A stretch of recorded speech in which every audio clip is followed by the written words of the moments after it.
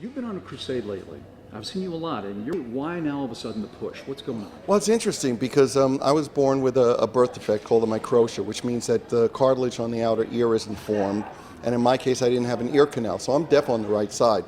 Some doctors at the House Research Institute, which is a very prestigious, worldwide known institute that deals with diseases of the ear and research and hearing, they called me up and said, there's an epidemic of hearing loss with young people. And epidemic is a word that gets thrown around a lot. It turned out that in the last 15 years, hearing loss is up 30% in young people. How do they know that? Because kids are showing up and saying, I can't hear something. And the problem is, you don't really know that you're losing your hearing until it's gone too far. So I'm just out there trying to tell people that there's a better way to listen.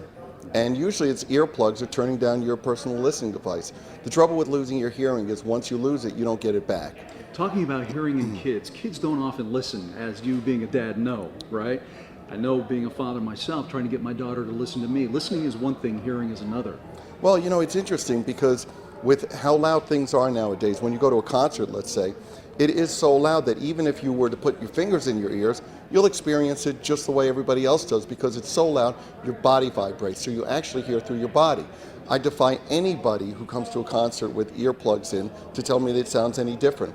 I always have earplugs when I go to shows or go to clubs, and when I pull them out just to check if they're working, they're always working. And what they cut out really are high frequencies, the frequencies that will do the most damage to your hearing. They don't dampen anything, they don't make it any less enjoyable.